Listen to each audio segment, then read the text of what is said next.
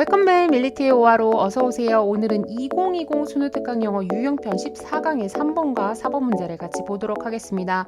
자, 절대 독해 공략법은 여러분들이 문맥 풀던 방식 그대로 적용을 하시면 되겠습니다.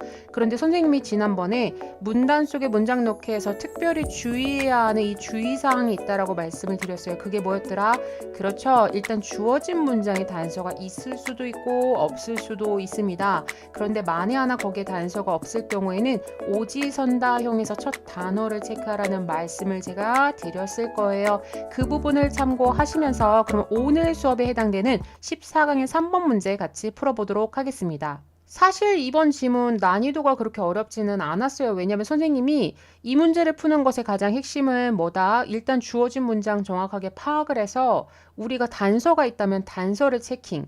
그래서 앞뒤에 어떤 내용이 있었는지가 유추가 가능하다면 그것을 예상한 상태에서 글을 읽어가면 무난하게 풀릴 수 있다라고 말씀을 드렸어요.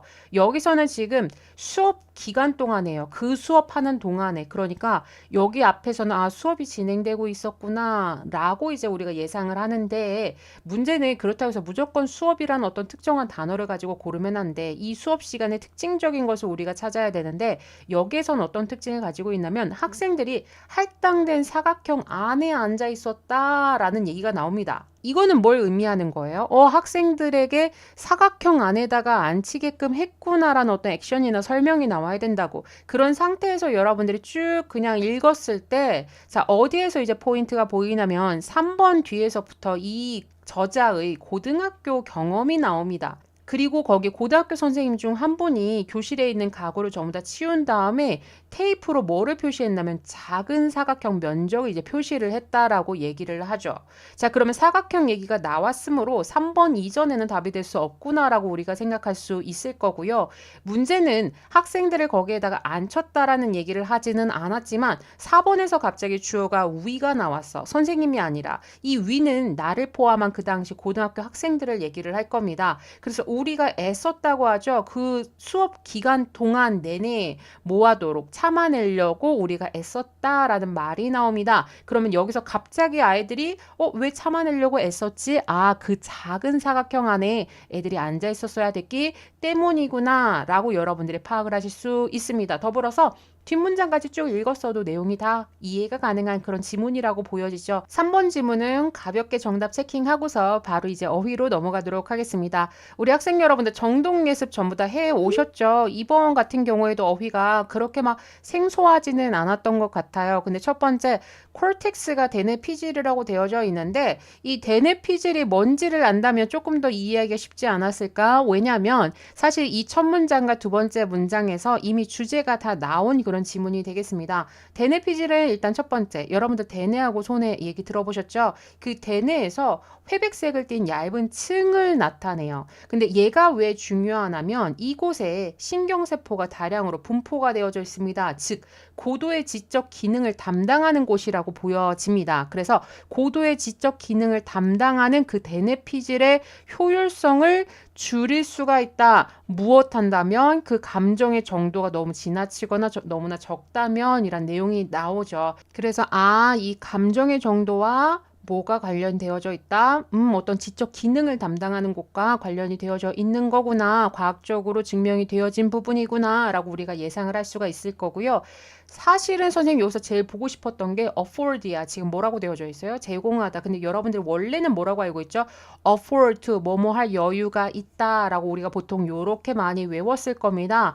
근데 제공하다 하고서 괄호치고 나서 주다 give라고 좀 적어 주시겠어요? 왜냐하면 자 give는 몇 형식? 사형식 누구누구에게 무엇을 주다가 되는 겁니다. 이걸 선생님이 설명한 이유는 조금 있다가 관계사의 생략과 관련돼서 다시 한 번 더 언급을 하도록 하겠습니다. 자, 그러면 오늘 알고 오늘 끝내는 5화로 구문독해 같이 가보도록 하겠습니다. 우리 학생 여러분들 학습의 효율성을 위해 블로그에다가 자료를 업로드해드리고 있습니다. 일단은 우리 영상 올라가고서 한 5분이나 10분 정도 뒤에 여러분들 가시면 지금 보고 있는 영상에 대한 학습 자료가 바로바로 업로드가 되어지고 있습니다. 있으니까 그 부분 참고하시면 될 것 같아요. 자, 첫 번째 문장 보시면 바로 주어 동사가 도치가 됐다라는 것을 파악할 수 있을 겁니다.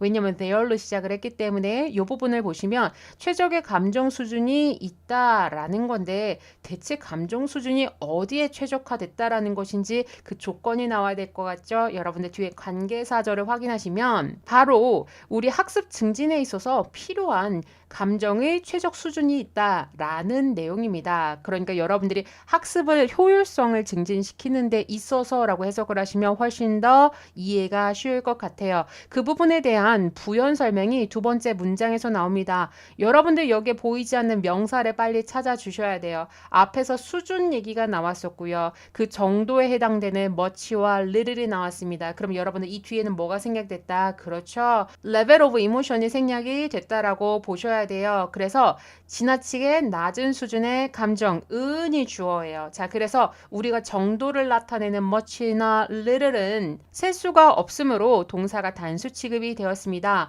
자, 그러면 뭐를 줄여주느냐? 뒤에를 봤더니 대뇌피질의 효율성을 줄여준다라고 얘기를 하죠. 앞서서 선생님이 대뇌피질이 어떤 역할을 한다? 고도의 지적 기능을 하는 곳이라고 했어요. 그럼 거기에 효율성이 떨어진다면 당연히 좋겠어요? 안 좋겠어요? 안 좋겠죠? 그러니까 우리가 학습 증진을 위해서는 감정적인 그 수준이나 정도가 지나쳐서도 너무 낮아서도 안 된다라는 걸 여러분들이 알 수 있을 겁니다. 세 번째 문장에 보시면 This is why가 나왔어요. 이 why는 간접 의문문으로 보거나 아니면 관계 부사로 본다 할지라도 둘 다 이유를 나타내고 더불어서 간접 의문문도 명사절이고 선행사 the reason이 생략됐다면 그때도 얘도 명사절이 됩니다. 그래서 통상 우리가 뭐를 붙여서 그냥 앞에다가 the reason을 넣어서 해석하는 게 수월하다라고 말씀을 드렸었죠.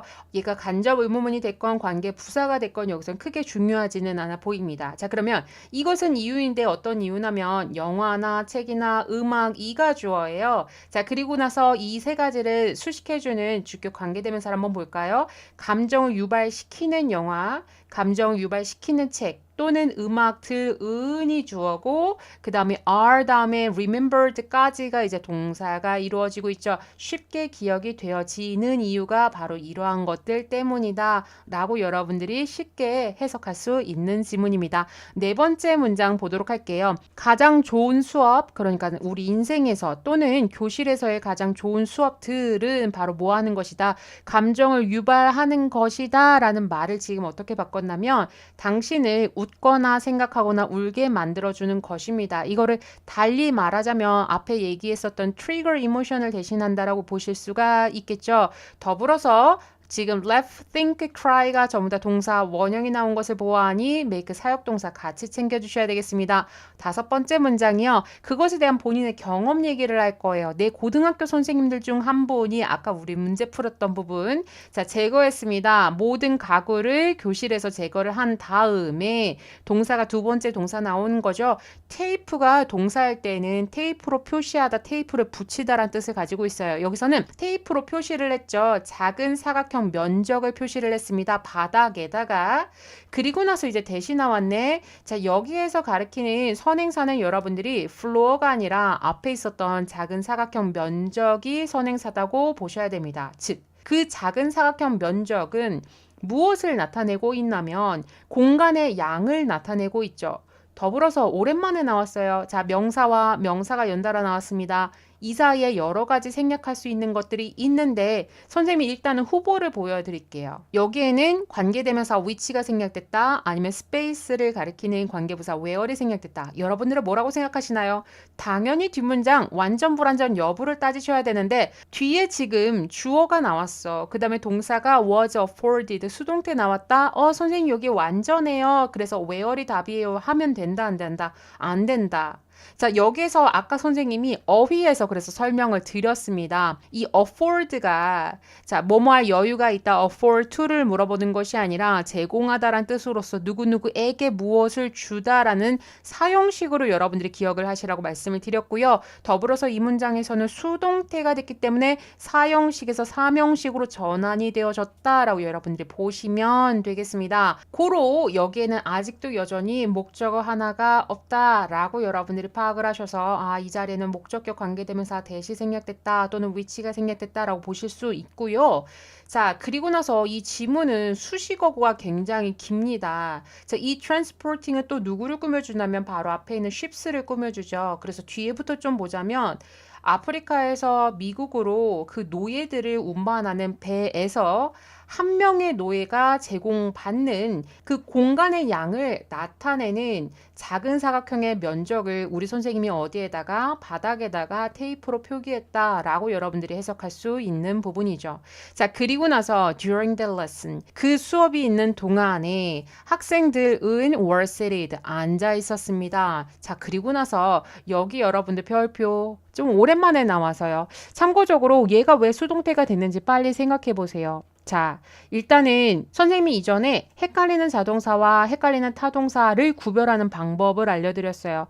모든 자동사가 이 I가 들어있는 것은 아니지만 우리가 시험에서 헷갈리는 자동사와 타동사를 물어보는 동사에서는 우연의 일치로 이 I가 들어갔다. rise도 마찬가지고요. is도 마찬가지고요. lie도 마찬가지고요. I가 들어간 아이들이 자동사라는 말씀을 드렸었고요. 자동사, 타동사를 구별해야 되는 이유가 뭐였었냐면 자동사는 뭐가 불가능하다, 수동태가 불가능하다라는 말씀을 드렸어요. 그 이유는 자동사는 원래 목적어가 없었어. 수동태는 주어, 동사, 목적어에서 목적어를 앞으로 빼야지 우리가 수동태를 만들 수 있었는데 자동사는 목적어가 원래 없었어. 그래서 자동사는 수동태 불가. 이 두 가지를 우리가 이전에 공부를 해왔었다고요. 자, 그래서 여기서는 뭐라고 생각해야 되냐면 SEAT, 이 세트는 누구누구를 앉히다라는 타동사가 됩니다. 그러니까 학생들이 누구를 앉혔다라고 해서 목적어가 나오질 않았으니까 학생들이 앉아 있었다라고 봐야 되는 거고요.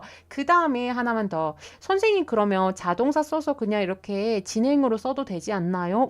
맞았어. 그런데 여기에서는 굳이 이렇게 진행형으로 쓰기보다 이렇게 PP 형태로 쓴 이유가 뭐냐면요. 비동사 플러스 ing는 진행을 강조할 때 쓰고요. 이렇게 PP를 썼을 때는 우리가 어떤 형태로 보고 있죠? 완료의 시점으로 보고 있습니다. 더불어서 선생님이 아이들에게 할당된 장소에 앉혔기 때문에 수동의 의미를 좀 강조하기 위해서 썼다라고 볼 수는 있으나 사실 were sitting에도 틀리지는 않는 그런 문법이 됩니다. 결국에는 여러분들이 뭐를 주의하셔야 되냐면 자, 여기에 있는 SEAT인지 SIT인지 즉 자동사인지 타동사인지를 여러분들이 구별을 할 수 있어야 되는 부분이 되겠죠. 자, 그럼 학생들이 앉아있는 상태였었어요. 그럼 여기서 끝났네. 여기까지 하고 절이 끝나고 나서 뒤에를 봤더니 갑자기 tightly packed라는 ED가 나왔어요. 여러분들 빨리 이거 뭐라고 생각해야 돼요? 아이들이 앉아 있었는데 어떻게 앉아 있었냐면 꽉 들어찬 채로 이제 앉아 있었다라는 분사 구문으로 보셔야 됩니다. 팩이 싸다죠. 근데 얘 아이들을 거기 안에다가 꾸역꾸역꾸역 집어넣기 때문에 그 입장이 PP가 됐다라고 보셔야 돼요. 아이들이 어디에 이제 있었냐면 그들이 할당되어진 사각형에 그 수업 시간이 있는 내내 그렇게 앉아 있었어야만 했습니다. 라는 지문입니다. 자, 그리고 나서 주어가 위로 전환이 됐어요. 선생님이 이미 문제 풀어줄 때 설명을 했었죠. 이 위는 나를 포함한 그 당시 그 친구들을 다 합해서 위라고 얘기를 하는 겁니다. 우리는 struggled, 애를 썼습니다. 뭐 하기 위해서? 참아내기 위해서 그 수업 시간 내내, 그러니까 선생님이 수업 시간 내내 거기에다가 앉혀놨었나 봐요. 그리고 나서 두 번째 동사가 나옵니다. 우리는 궁금해했죠. 그럼 무엇을 궁금했을까에 해당되는 목적절 접속사에 오랜만에 하우 나왔습니다. 빨리 간접 의문문 체크하셔서 의주동 순서 같이 보시면 될 것 같아요. 그래서 우리가 거기에 앉아 있으면서 뭐가 그렇게 궁금했냐면 어떻게 그 노예들이 몇 달 동안 같은 자세로 있었는지가 우리는 궁금했다라는 거죠. 왜? 우리는 그 수업이 진행되는 동안에 앉아 있는 것만으로도 너무나 힘들었는데 그 당시에 노예들은 아프리카에서 아메리카 대륙까지 운송을 해오려면은 굉장히 오래 걸렸을 겁니다. 배로, 맞죠? 근데 거기에서 그렇게 앉아 있었다는 게 이해가 안 갔다. 즉 우리가 너무 힘들었다. 우리의 감정이 지금 기억이 나는 시점이 되는 겁니다. 자, 여기에서 여러분들 초점을 흐리시면 안 돼요. 지금 이 예시를 얘가 왜 들었냐면 맨 앞에 뭐가 나왔었어? 감정의 수준과 학습 증진과의 관련성에 대한 내용을 하다가 본인의 경험을 얘기한 거거든요. 이거는 무슨 얘기야? 이 선생님이 이런 수업을 해가지고 내가 힘들었었던 그 감정을 통해서 이 수업의 내용이 기억이 났다라는 얘기를 전달하고 있죠. 되겠죠. 여러분들 마지막 8번 문장을 보시면 자, 그래서 내 고등학교 역사 선생님은 만들었습니다. 감정적 경험을 만들었죠. 그리고 이 감정적 경험이 내가 어떻게 할 수 있었어? To this day는 여러분들 오늘까지라고 해석하시면 돼요. 그러니까 오늘까지 생생하게 기억할 수 있는 감정적 경험을 만드신 분이다 라고 이제 여러분들이 볼 수 있겠습니다. 내용이 어렵지는 않았죠. 이 문장에 목적어가 없어서 대신 자연스럽게 목적격 관계대명사 체킹하시면서 마무리하시고요. 사실 이 6번 문장은 우리가 서술형으로도 대비를 좀 할 필요가 있겠다라는 말씀을 드리고요. 전반적으로 내용 자체는 어렵지는 않았죠, 여러분들. 그래서 다음 이제 리뷰로 같이 넘어가 보도록 하겠습니다. 리뷰에서는 선생님이 로직을 봤을 때 40번 문제가 떠오르더라고요. 우리 40번 문제 뭐였더라? 그렇죠. 문단 요약하는 문제였었는데 어떤 주제에 해당되는 문단을 요약해주죠. 그리고 나서 A와 B의 빈칸을 빵빵 뚫어 놓습니다. 선생님은 A에 해당되는 것은 이모션이 당연히 들어가야 된다라고 보고요. B는 increased가 됐거나 아니면 learning이 됐거나 둘 중에 한 군데에 해당되는 40번 문제로도 변형이 가능한 그런 지문으로 보여집니다. 자, 다음 지문으로 넘어가도록 하겠습니다. 우리 학생 여러분들의 교재 14강의 4번 지문이 되겠습니다. 자, 이 문제는 여러분도 어떠셨어요? 선생님이 제일 많이 강조했었던 것이 일단은 주어진 문장을 정확하게 파악을 해서 출제 의도가 있는지, 즉 단서가 있는지 찾자 했었는데 너무나 고맙게도 역접으로 시작합니다. 이거는 뭘 의미하냐면 내가 이 문장을 정확하게 잘 읽는 게 1순위. 그것만 해도 일단 정답은 90% 가까이 왔어. 내가 여기에서 얻어낼 수 있는 모든 지식을 다 찾아낸 다음에 이 전 상황과 이 뒤 상황을 우리가 예상을 하면 답이 여러분들 수월하게 풀릴 수 있다라는 말씀을 드립니다. 문장의 맨 처음이 as로 시작을 했네. 뭐뭐함에 따라서죠. 그러면 첫 번째, 도시들이 서로 거래를 하기 시작함에 따라서. 그러면 첫 번째 포착, 이전에는 도시 단위로 서로 거래를 하지 않았겠구나 라고 여러분들이 유추할 수 있고요. 두 번째, 정부들이 그들의 규칙을 더 넓은 영역, 넓은 지역에 도입을 함에 따라서. 자, 그러면 이거는 예전에는 도시들끼리의 거래가 별로 없다 보니까 정부에서 어떤 규칙에 대해서 더 넓은 단위로 그렇게 하는 것이 아니라 그냥 도시마다 규칙이 따로 있었겠구나라고 생각해야 되고요. 마지막 주절에서 뭐라고 얘기하죠? 자, 이러고 이런 변화에 의해서 표준 단위의 사용이 증가했다. 그러면 이전에 어떤 상황? 표준 단위의 개념이 없었다거나 아니면 표준 단위가 별로 사용이 되지 않았다 등등이 나올 거예요. 그래서 결국에서는 여러분들이 이 주어진 문장을 가지고서 뭐 할 수 있을 것이다. 앞에 있는 내용과 뒤에 있는 내용을 충분히 유추를 할 수 있었던 그런 지문입니다. 그래서 여러분들이 정답에 해당되는 부분만 선생님이 보여주도록 할게요. 자, 이 앞에서는 지역마다 차이, 즉 다르다라는 내용이 나왔어야 되는데 지금 town to town, 마을마다 달랐다라는 얘기가 나오고 있고요. 자, 4번 뒤에 이제 뭐가 나오냐면 이 표준 단위와 시장이 함께 진화를 했다라고 하죠. 이거는 무슨 얘기야? 그렇죠. 앞에서 얘기했었던 거래와 관련된 market이라는 단어로 여러분들이 포착을 할 수가 있을 겁니다. 그래서 이 5번 뒤에 같은 경우에도 이제 마무리에 해당이 되는 거죠. 그러다 보니까 더 나아가서 거래 가능성은 즉 무슨 얘기냐면 이 도시와 저 도시 간에 서로 거래할 가망성이 만에 하나 생긴다 해요. 그러면 그러한 가망성은 뭐를 만들게 되냐면 표준화를 해야겠다라는 어떤 동기를 만들게 된다라는 내용으로 전개가 됩니다. 아마 우리 학생 여러분들 답을 좀 헷갈린다면 4번하고 5번쯤으로 생각을 할 수는 있었을 것 같아요. 근데 이렇게 생각을 해야 돼. 벗에서 역접이 이루어지고 있죠. 이 앞에는 지역마다 차이가 있다. 그리고 도시 간의 거래가 없었다가 돼야 되는데 지금 여기 보면 어떤 사람이 다른 도시에서 옥수수를 산다라는 것을 예를 들고 있기 때문에 우리가 5번이 아닌 몇 번? 그렇죠. 4번으로 답을 유추할 수 있을 겁니다. 자, 그래서 이번 같은 경우에는 역접을 바탕으로 뭐 하자? 그 문장을 정확하게 해석을 한 다음에 앞과 뒤의 상황을 예상을 하면서 우리가 글을 읽어가야 될 것이다 라는 말씀을 드립니다. 자, 그러면 우리 어휘로 바로 넘어가 보도록 하겠습니다. 자, 여기에서는 선생님이 보고자 하는 것이 일단 standards가 표준 단위라는 것을 알고 있는 상태에서 얘가 소재가 되겠죠. prevalent 오랜만에 나왔네요. 만연한 널리 퍼져 있는 이란 뜻이고요.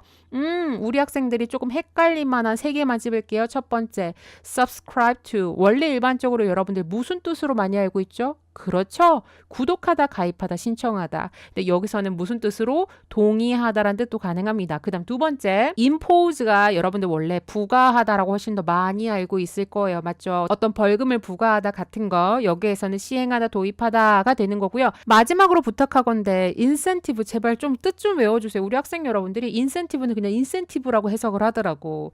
자, 이 인센티브는 우리나라 개념에선 뭐예요? 잘하고 나면 그 다음에 돈을 주는 그런 보너스의 개념으로 생각을 하는데 이거는 원래 약속이 되어져 있는 거야. 잘하면 이걸 주겠다라는 동기 또는 자극 또는 유인책이 된다고요. 그래서 우리 학생 여러분들이 그냥 우리가 기본적으로 알고 있는 한국에서 사용하는 인센티브의 개념을 가지고 있으면 조금 해석이 반대로 되어질 가능성이 높습니다. 그래서 인센티브는 동기 또는 유인책 이 두 가지는 여러분들이 꼭 외웠으면 좋겠다라는 말씀을 드립니다. 자, 그러면 오늘 알고 오늘 끝내는 5화로 구문 독해 같이 가보도록 하겠습니다. 우리 학생 여러분들 1번 문장 먼저 보도록 할게요. 표준 단위는 널리 퍼져 있습니다. 우리 현대 세계에서는 멀리 퍼져 있습니다. 그게 이유가 뭐 때문이냐면 그것들이 여기 있는 데이는 당연히 그렇죠. 스탠더드를 얘기를 하겠죠. 이 표준 단위가 줄여주기 때문이에요. 상호작용의 비용이라는 건 뭘 의미하는 거냐면 그냥 상호작용이 거래라고 했을 때 거래에서 따르는 여러 가지 비용들, 부수적인 비용들이 있겠죠.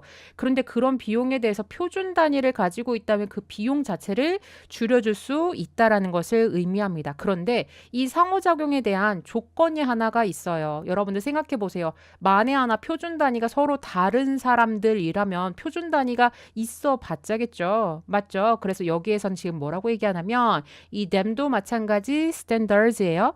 표준 단위에 동의를 한 회사들 또는 사람들 사이에서 그 상호작용에 의해서 발생한 비용을 줄여준다라는 얘기를 하는 겁니다. hence, 그래서가 나왔죠. 자, 가주어, 진주어 같이 체킹한 상태에서 진주어부터 해석을 하셔야 돼요.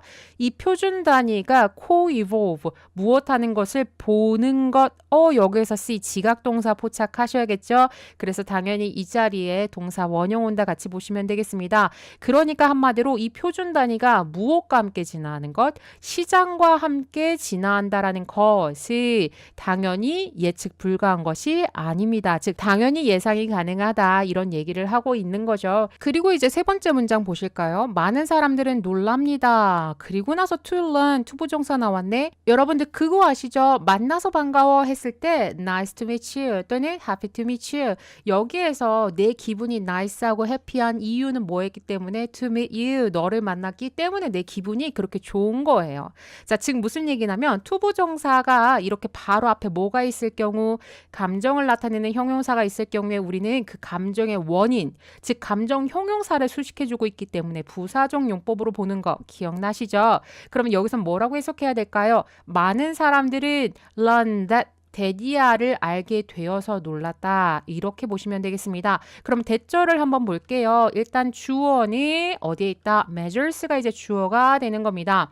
즉 무게나 부피의 간단한 단위가 예를 들어서 파운드나 파인트 같은 이런 간단한 단위가 고작 몇 세기 전만 해도 무엇이 아니었다? 표준 단위가 아니었다라는 사실을 알고서 사람들은 놀란다. 여기 있는 사람들은 현대 사람들을 얘기를 하는 거겠죠. 한마디로 우리는 표준 단위가 너무나 당연하다고 여기고 있다라는 얘기입니다. 과거에는 표준 단위 없이 어떻게 생활할 수 있었을까? 그리고 어떻게 하다가 표준 단위가 생기게 됐을까라는 내용들이 나오겠죠. Even though 비록 뭐뭐이긴 했지만 즉 같은 단어가 사용이 되기는 했었어요. 각각 다른 마을마다 그러긴 했었지만 자, 파운드의 무게 여기에서 파운드가 나왔으니까 1파운드라고 해석을 하셔야 정확한 이해가 되실 겁니다.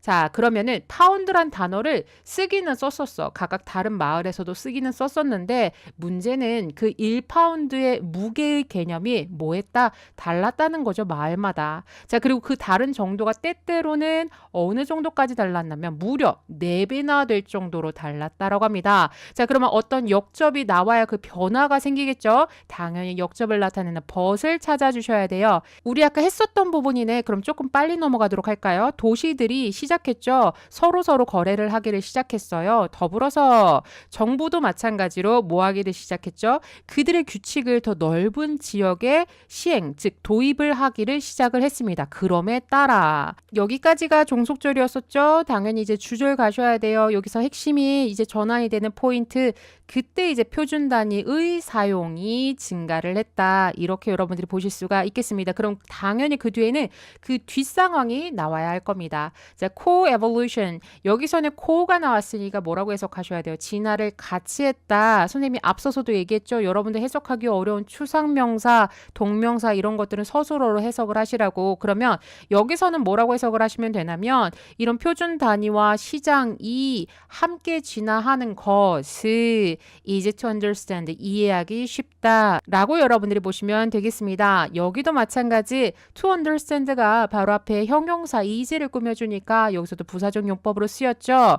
자, 이 문장은 바로 앞에 있었던 5번 문장하고 달라요. 여기선 주절이 먼저 나왔고 그 다음에 종속절이 나옵니다. 자, 그럼 여러분들 주어 찾으셨죠? 빨리 동사 찾아주세요. 그렇죠. 지금 mying부터 town까지가 anyone을 수식해주고 있어. 뒤에부터 좀 해석을 할게요. in another town이니까 또 다른 어떤 마을이에요. 또 다른 어떤 마을에 있는 상인으로부터 1부셸의 옥수수를 사는 어떤 사람이 여기까지가 주어가 되는 겁니다. 이 사람이 would want, 아마도 원했을지도 모릅니다. 그리고 나서 여기 있는 that은 여러분들 뭐 종속절 이끈다라고 생각하시면 안 돼요. want, 목적어, 목적포어. 아, 여기 있는 that은 that 부셸이 되니까 앞에서 이 사람이 옥수수 원 부셸을 사고 싶었다고 했잖아요. 그러니까 그 부셸이 to mean, 의미하기를 바랬다 이거죠. 어떻게? 자신이 살고 있는 그 마을과 그 다음에 그 상인이 살고 있는 그 마을, 이 두 개의 마을에서 똑같은 의미를 갖기를 원했다라고 이제 여러분들이 해석할 수가 있겠습니다. to mean의 외할게, 그렇죠. want에 대한 목적 보어 보시면 되고요. 참고로 이 원 부셸은 지금 표준 단위가 되었을 때 현대에서 우리가 좀 정보를 찾아보자면 이거는 이제 부피 단위예요, 여러분들. 무게 단위라기보다는. 그래서 부피 중에서 갤런을 쓰는 나라가 많이 있죠. 자, 그래서 원 부셸이 이제 8 갤런이 되는 거고요. 우리나라는 부피를 리터로 계산을 하니까 리터로 선생님이 환산을 하니까 30리터쯤 되더라고요. 자, 그래서 이렇게 사람들이 됨에 따라서 결국에는 뭐다? 표준화의 필요성이 생겼다. 그러므로 무엇과 무엇? 자, 시장과 표준 단위가 같이 진화하는 것은 당연한 것이다. 라고 이제 얘기를 하고 있죠. 그거에 대해서 마무리를 해줄 겁니다. 그래서 거래 가능성, 앞에서 설명을 드렸었죠. 그러니까 우리 마을과 저 마을 또는 다른 도시 또는 다른 나라 간에 거래가 있을 법한 그런 가망성이 있다라는 것 자체가 뭐를 만들었다? 동기를 만들었다. 표준화를 하도록. 더불어서 두 번째 동사 가셔야죠. 뭐를 도왔냐면 정부의 확장을 도왔다라는 겁니다. 그런데 이 정부가 뭐를 하고 싶었어요? 표준 단위의 사용에 관심이 많은 여러 정부들이 있었을 거예요. 그런 정부들의 확대를 도와주었다라는 내용으로 전개가 됩니다. 마지막으로 로직 한번 살펴보실게요. 여러분들 선생님이 봤을 때는 여기 어휘하고 문단 요약, 오늘 수업은 두 번 다 문단 요약이 좀 선생님이 보이는 지문이었습니다. 일단 어휘 먼저 보여드릴게요. 요런 어휘들 여러분들이 같이 기억을 하시면 되겠습니다. 예를 들어서 prevalent, 만연한인데 반대가 될 수도 있고 unexpected도 반대가 될 수도 있고 same도 마찬가지, easy도 마찬가지, expansion도 마찬가지. 요 하나, 둘, 셋, 넷, 5개는 반대 어휘가 생각이 나는 그런 어휘라고 볼 수가 있겠습니다. 그리고 문단 요약은 여러분들 기억하시죠? 몇 번 문제? 40번 문제. 이 글을 한 문장으로 요약했을 때 A와 B 빵빵 빈칸 뚫어놓은 다음에 여기에 들어갈 알맞은 말을 고르시오라는 거 내용 기억하시죠? 여기에서는 possibility와 그 다음에 incentive가 중요하다고 보여집니다. 선생님 possibility, trade의 가능성이죠. 그래서 여기서는 아마 A번 고르기가 조금 쉽지는 않을 겁니다. 그래서 선생님 일부러 trade의 밑줄 안 치고 possibility의 밑줄을 쳤습니다. 자, 그래서 여기까지가 오늘의 수업의 마무리가 되겠습니다. 우리 학생 여러분들 내일은 14강의 5번과 6번 문제 정독 예습해 오시면 되겠습니다. 그럼 오늘도 14강의 3번과 4번은 오늘 알고 오늘 끝내셨길 바랍니다.